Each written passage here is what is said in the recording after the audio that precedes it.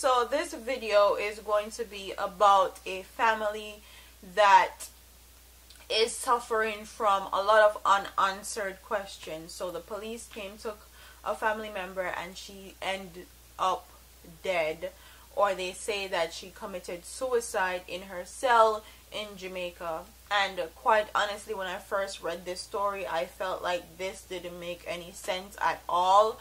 So I wanted to bring light to it, and make sure you guys are subscribed to me. Make sure you're subscribed. Like, if you're not subscribed, like, what are you doing? Okay, you get to see my face every day, or I try to upload every day, or multiple times a day sometimes. So we're gonna get into this story, and it says 40-year-old Lorraine Morris sat at the front of her yard in the tough community of Jonestown Road in Kingston on Saturday with a look of grief and shock on her face. It was 2 days after she got the heartbreaking news that the body of her sister was found in the holding area of the Halfway Tree police station, and she still was not able to come to terms with the news that she reportedly committed suicide. "What them telling me can't be true," the watery-eyed woman told the news, her voice crackling up at intervals as she repeated herself as if she's trying to convince her inner consciousness that she was saying something that was not true. "My sister would have never do that. She would have never kill herself and leave her two picnic them behind. Nothing no go so," said the woman. As she made a statement, she paused for a few minutes, fighting hard to hold back the emotion. She fought hard to hold back the emotions, not only because of how she felt after she got the news that her sister lived her last moments like an animal gasping for air while hanging from the grill of a musty, smelly, run-down prison-like facility that is used to hold some of the country's most notorious criminals, but also to hide her pain because of the reality that she never got a chance to tell her sister goodbye. "Even though me and her may have our disagreements as time and we don't talk, it pains me hard to see my sister go in such a manner," she said. All know me can't come to grips with this. My sister was at her house good, and the police just come take her from her home, saying that they had a bench warrant for her, and no one would have thought this would have happened," she added. A niece of the deceased woman said that when the police came for Morris, there was no look of fear on her face, as if she knew that she was being brought in for was minor. She even joked to one of her neighbors when she was going into the police vehicle that she would be back soon, said her niece. The promise was one that the new deceased woman would not fulfill. The niece outlined the family's perspective on the matter was captured on video, which is carried in this video also. In the police report, said Morris was arrested on a bench warrant and taken to the station and was taken to night court for her matter to be heard.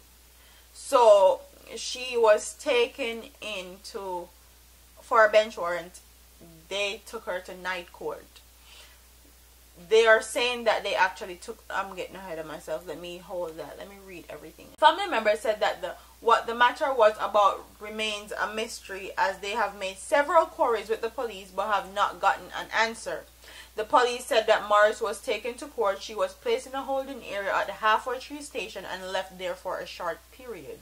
The report said that when the police returned to the holding area, Morris' body was found hanging from a beam in the building. Sources said that she used a piece of her clothes to tie her around her neck and on the grill in the facility. The police took her from her home in the morning and are telling us that she was found dead in the holding area around 5 p.m., but they never informed her family of her death until 10 p.m. So that's 5 hours later when they informed her about the death. What makes it even more mysterious is that after we heard and went to the facility, to the station, we were told that we could not see the body to identify her, said the niece. The family members said that when the quarries what was it Miss Morris was brought to the station for? They were told that the documents with the information on the charge against her could not be found. Red flag. We even asked them for the names of the police officers who came for her and took her to the station, and we still got no answers. As a result, the family members said they are seeking to take legal actions against the state for the death of their loved ones. At the same time, Independent Commission of Investigation has launched its own probe into the matter, and they have described not as suicide but as a death in custody case. So, they took her from her home around 10 a.m. in the morning. They allegedly claimed that they took her to night court. So, it took hours for them to get her into a courtroom, and they took her to night court. So, I guess subsequently after night court, they took her back to a holding area and she killed herself. But what's puzzling to me in this whole thing is that when they asked for why she was taken to the police station, they said that the documents could not be found. Red flag, cover up, corruption right there. And the fact that they can't give them answers as to who the police officers were that came for her, came to pick her up and all that, red flags. They have something covering up. They have something hiding. And that is not good. My thing with this family is I hope they actually really take legal actions and actually make sure they stay up to date with the case.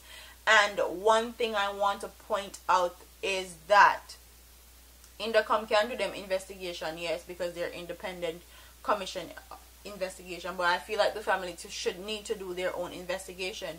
They need to hire a coroner to do a independent autopsy of her body, because whoever them police ya carry the girl there too as a coroner or go drop her off and do an autopsy, they're probably in cahoots with the police trying to cover it up or help cover whatever happened to her in that cell.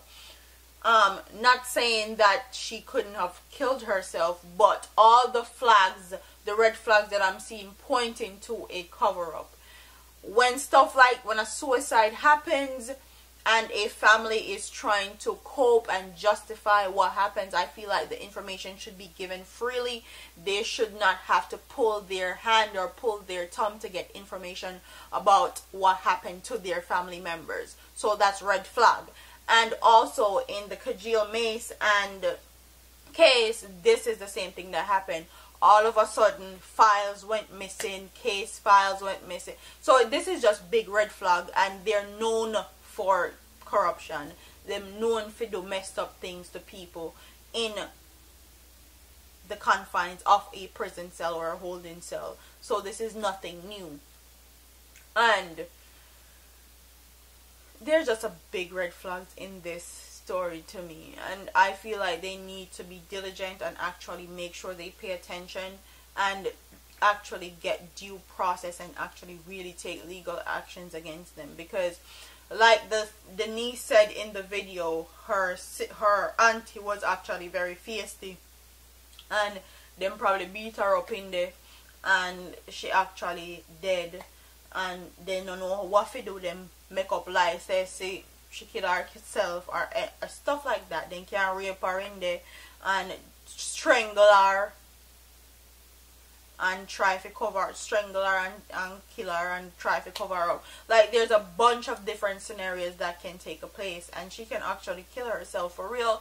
But with all the amount of red flags that this story is giving me, I don't think she killed herself. I'm just going to put that out there from now. So I want my people in the comment section to comment below and tell me if you think that this lady actually killed herself, left her two pitney them.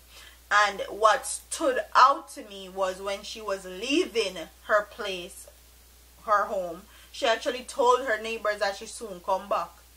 A person that's going to kill themselves don't tell people that.